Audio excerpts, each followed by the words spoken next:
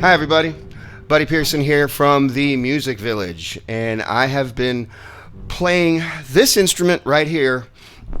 It's called the bass guitar. I have been playing the bass guitar, the electric bass, so to speak. I've been playing this for 37 years of my 48 years on this planet. So I've been playing it for quite a long time.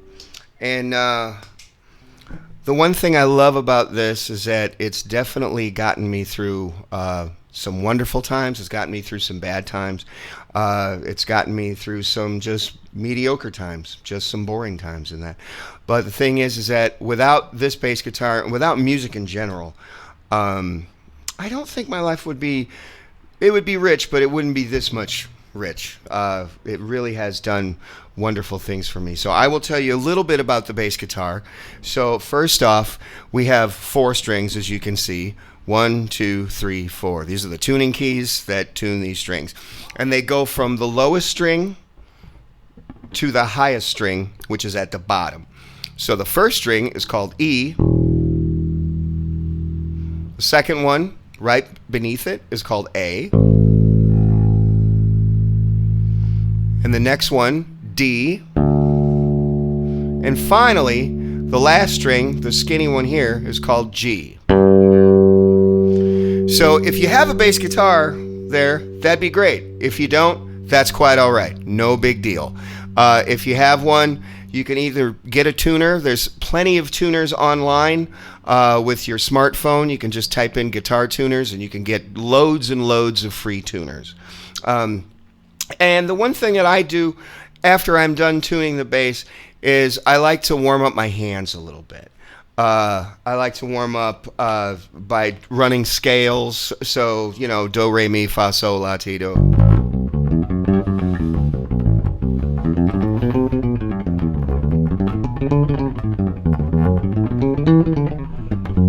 Now that's a little bit of a fast demonstration, but that's kind of how I do it. So we are going to run some scales. Actually, I'll play some bass lines.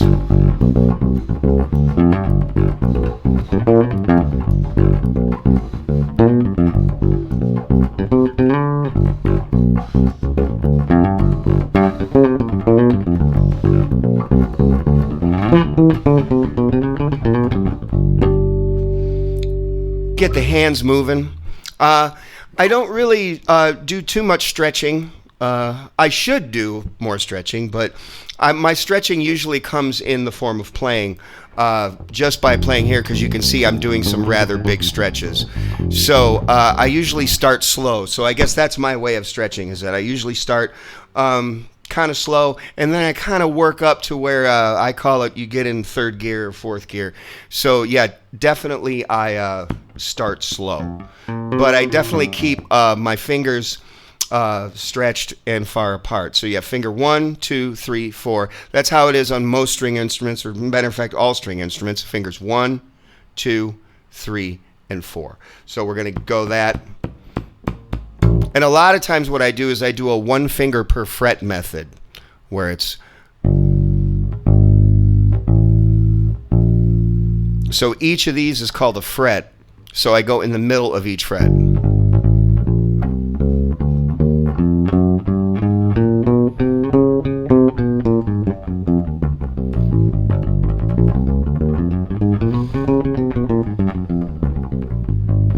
you can just go slow.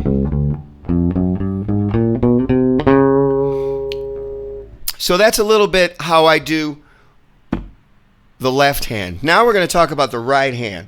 So the right hand, this is the magic maker. That's what I call it. It's the magic maker. It's the music maker. It's the one that produces the notes. These make the different notes. This produces the notes. So, and I always tell everybody, I say, you can kind of get away with not having anything here, but this hand, you got to have something. Because even if you just don't play any notes and you just get a rhythm,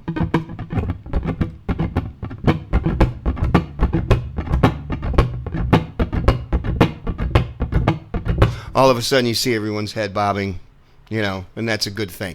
But that's what you want. So you want that type of element to where you have some sort of rhythm, and that is a bass-centric function, is to provide rhythm and harmony.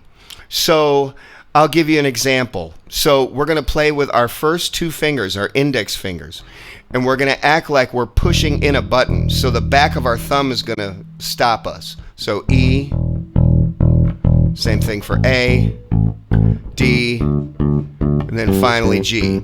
And my thumb is going to rest on each string. So, but the back of my thumb stops me.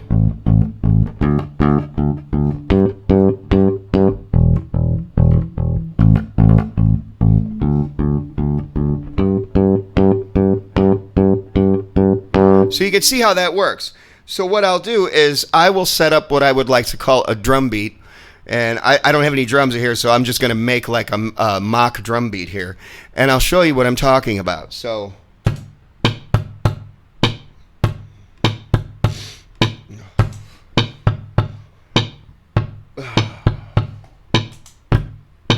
all right, so we have that. That's kind of our drum beat.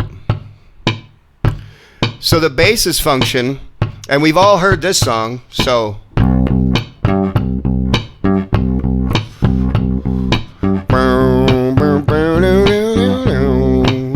I got sunshine. I'm a terrible singer.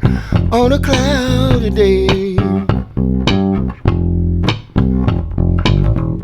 So we have that. That's kind of our role. Our role is to provide the rhythm, keep it your great time, but also to have some harmonic function, some sort of rhythm and harmony marriage. That's the bass. There's no other instrument in the rhythm section like the keyboards or the guitar or the drums or even a horn, like a saxophone, a trumpet, or anything like that. There's no other instrument within the rhythm section that provides what we can provide. A lot of times, if you were to hear a song and the bass is gone, you would notice it. And a lot of people really don't notice it, and that's okay, because you're not a bass player. But if you want to be, come to the Music Village. Come hang out with me. I'll definitely make it happen for you. But anyway, getting back to that. Let's go back to that. So let's make another... So, let's take this Beatles song.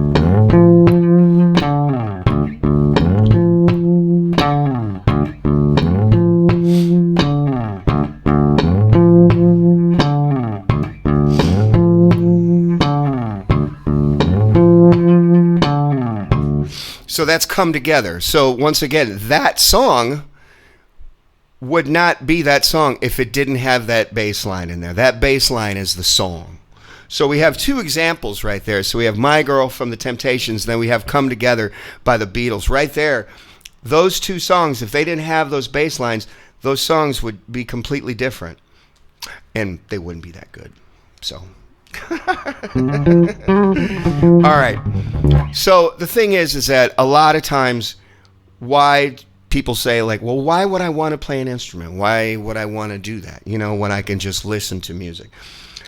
Playing an instrument gives you what I like to call an in. It gives you kind of like the inside track as far as what's really going on.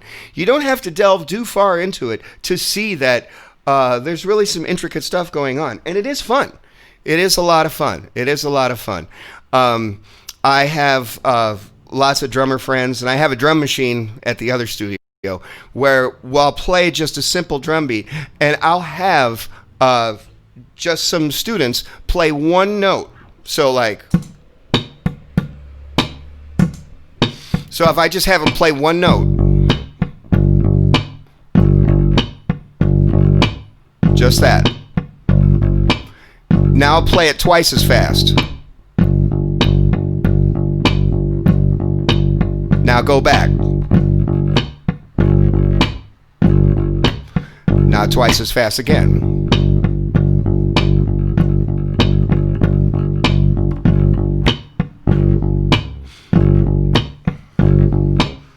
So right there, you've already got some sort of an inside track on how that works. If you were to play that with me, you would see, oh, okay, that's how it works. You know, yes, that's the like the starting of the inside track.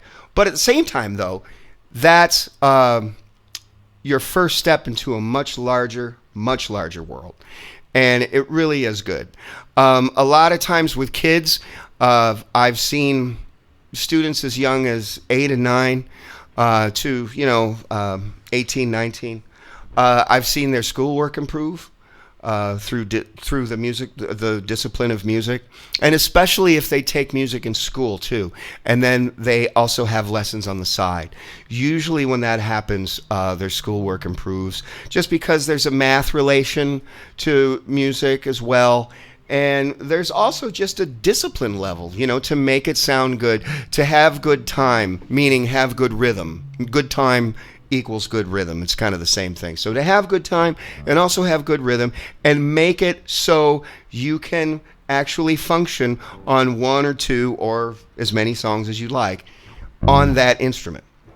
It doesn't have to be bass. It could be piano. It could be drums. It could be kazoo. But be as good as you can and give it your best.